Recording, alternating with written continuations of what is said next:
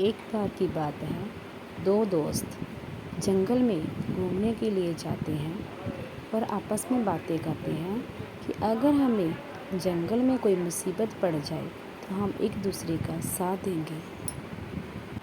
वह दोनों खुशी से जंगल की ओर आगे बढ़ते हैं।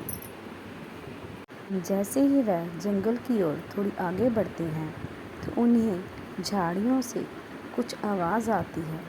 वह देखते हैं कि जंगल में से एक भालू उनकी तरफ आ रहा था।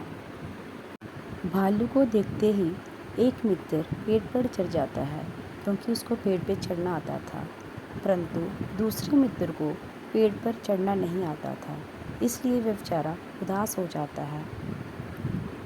वह अपनी जान बचाने के लिए अपने मित्र से सहायता मांगता है, लेकिन उसका मित्र उसकी सहायता नहीं करता और पेड़ पर चढ़ जाता है। जब दोस्त पेड़ पर चढ़ जाता है तो वह मित्र पेड़ के नीचे बैठकर सोचने लगता है कि अब मैं अपनी जान कैसे बचाऊं, क्योंकि भालू उसकी तरफ आ रहा था। पहले मित्र ने ये सुन रखा था कि भालू मरी हुई चीज़ों को कभी नहीं खाता है, इसलिए ये सोचकर वह ज़मीन के ऊपर पहला दोस्त अपनी सांस रोककर ज़मीन पर लेट जाता है।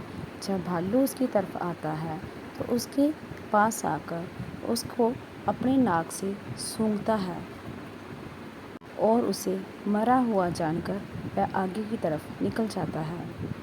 उसका दोस्त पेड़ से नीचे उतरा और उसके पास आया। भालू ने तुम्हारे कान में क्या कहा है? ज़मीन पर लेटा हुआ लड़का खड़ा हुआ और कहने लगा कि भालू ने मेरे कान में कहा है कि स्वार्थी मित्रों से हमेशा दूर रहो। यह कहकर लड़के ने अपनी दोस्ती उस लड़के से ख़त्म कर दी और अपने रास्ते चल पड़ा। बच्चों, इस कहानी से हमें ये शिक्षा मिलती है कि हमें स्वार्थी मित्रों से हमेशा दूर रहना चाहिए।